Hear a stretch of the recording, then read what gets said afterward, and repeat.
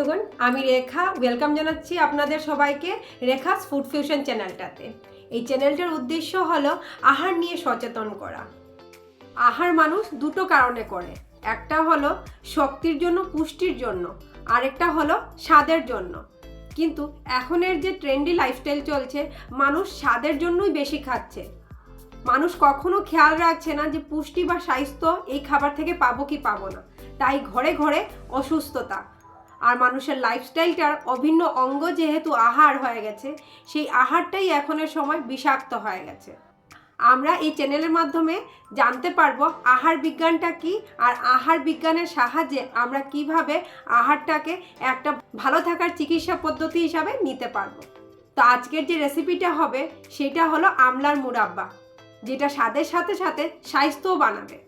তো আচ্ছা, দেখা যাক আমাদের আমলার মুরাব্বা বানাতে কি কি সামগ্রীর প্রয়োজন আছে। আমলা নিব 500 গ্রাম, সাথে সমপরিমাণ আমরা মিশ্রি নেব একটু কালো লবণ, একটু এলাচ গুঁড়ো আর অল্প জল। আমলাগুলোকে 1 ঘন্টা থেকে ভিজিয়ে রেখেছিলাম। এখন এক একটা করে ভালো করে পরিষ্কার করে নেব।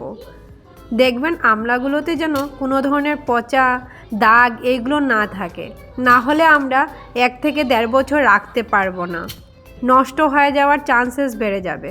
তার জন্য নিখুঁত আমলা যত থাকবে ততই ভালো হবে মুরাব্বার জন্য। তারপর একটা কাঁটা চামচ দিয়ে 3-4 জায়গাতে একটু ফুটো করে দেব, তাতে ভালোভাবে রস ঢুকতে পারবে। আর যত বেশি রস থাকবে খেতে তত বেশি স্বাদ হবে। আমাদের এই আমলার মুরাব্বাতে বাজারের মতো ফিটকরি বা চুন মিশানো থাকবে না। তো আসুন শুরু করা যাক আমাদের রেসিপি। এখন প্রথমে কড়াইতে অল্প জল নিয়ে নিব, তারপর ইডলি স্ট্যান্ড দিয়ে ধুয়ে রাখা আমলাগুলো দিয়ে দেব। আয়ুর্বেদা মতে একমাত্র আমলাই এমন একটা ফল যে আমাদের দেহের 3টা দোষকে, বাত, পিত্ত এবং কফকে ব্যালেন্স করতে পারে। তাই পুরো বছরটাই আমরা আমলাকে কোনো না কোনো রূপে খাওয়া উচিত। এখন 10 মিনিটের জন্য ঢাকা দিয়ে দিয়েছি। ততক্ষণে আমরা একটু আমলার উপকারিতা এবং অপকারিতা সম্বন্ধেও জেনে নেব। কেন কি, যে জিনিসটা অমৃততুল্য হতে পারে সেই জিনিসটাই কারো না কারোর জন্য বিষাক্তও হয়ে যেতে পারে। তো যে কোনো জিনিস আমরা খাবার আগে জানবো যে এটা কার জন্য উপযুক্ত, কার জন্য উপযুক্ত না।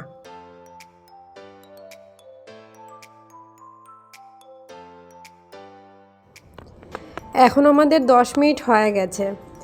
আমরা হালকা হাত দিয়ে প্রেস করে দেখব যে নরম হয়েছে কিনা না। আমাদের শুধু হালকা নরম চাই, পুরো ফাটানোর প্রয়োজন নেই। এখন আমরা রেসিপির সেকেন্ড ভাগের জন্য রেডি হব। এখন কড়াই নিয়ে নিলাম, তাতে গ্রাইন্ড করা মিশ্রির গুঁড়োগুলো দিয়ে দিলাম। আপনারা মিশ্রিটাকে আগে একটু ভেঙে নেবেন, তারপর গ্রাইন্ড করবেন। কেন কি ভিতরে সুতো থাকবে, সুতোগুলো বের করে নেবেন, না হলে গ্রাইন্ডারে সুতোগুলো পুরো মিক্স হয়ে যাবে। এখন সব আমলাগুলোকে বসিয়ে দেব। বাকি মিশ্রির গুঁড়োগুলো উপর থেকে দিয়ে দিলাম আর 1 থেকে 2 মিনিটের জন্য ঢেকে রাখবো।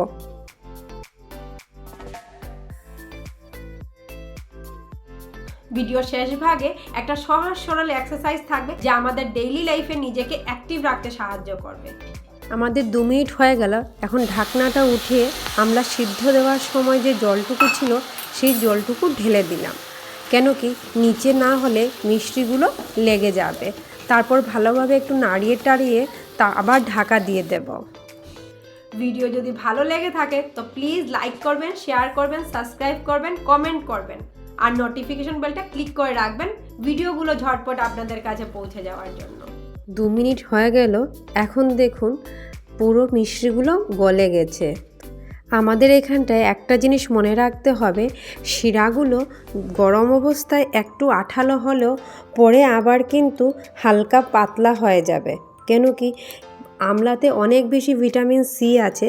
দেখুন ধীরে ধীরে আমলার চামড়াগুলো একটু খুচখুচে হয়ে যাচ্ছে। এখন আবার 2 মিনিটের জন্য ঢাকা দিব। ততক্ষণে এই রেসিপিতে ব্যবহার করা সুতো মিশ্রির উপকারিতা এবং অপকারিতা সম্বন্ধে একটু জেনে নেই।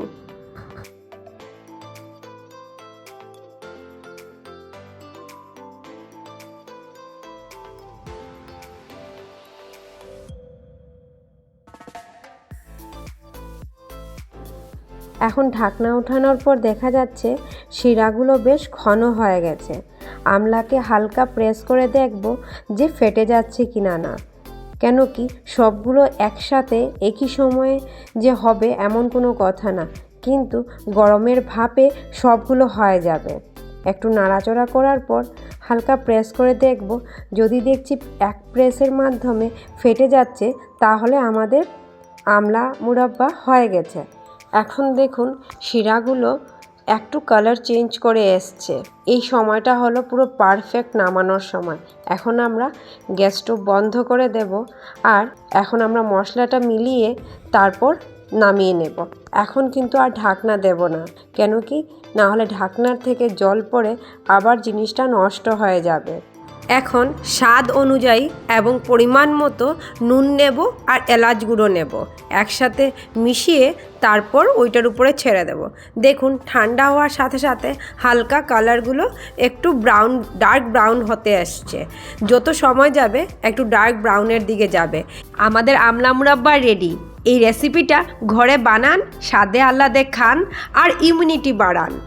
খাবার সাথে সাথে আমাদের একটু ফিজিক্যাল এক্সারসাইজেরও প্রয়োজন আছে। তো কাজের সাথে সাথে ছোটোখাটো ফিজিক্যাল এক্সারসাইজ করে নিজেকে কিভাবে ফিট রাখা যায়, তো আজকের টিপসটা একটু দেখে নিচ্ছি। আমরা যখন কোথাও কাজ করছি দাঁড়িয়ে দাঁড়িয়ে, তো আমরা এই হালকা ফুলকা এক্সারসাইজটা করে নিজেকে অ্যাক্টিভ রাখতে পারবো। এই এক্সারসাইজ আমাদেরকে পায়ের থাই থেকে কোমরের পোর্শনের বা পিছনের দিকের যত ফ্যাটস আছে, মেদ আছে, সেইগুলোকে কমাতে হেল্প করবে। রক্ত সঞ্চালন ভালো রাখবে, পায়ের জড়তা ভাব কমাতে সাহায্য করবে। এই এক্সারসাইজটা আমরা খাবার ইমিডিয়েটলি পরে শুধু করব না, বাকি হাঁটাচলা করতে করতে এই এক্সারসাইজটা করতে পারবো। 13 বছর থেকে ন্যাচারোপ্যাথি এবং আয়ুর্বেদার সাথে যুক্ত থেকে যা একটু সচেতন হতে পেরেছি তাই আপনাদের সাথে শেয়ার করছি। ভিডিওতে শেষ অবধি থাকার জন্য ধন্যবাদ।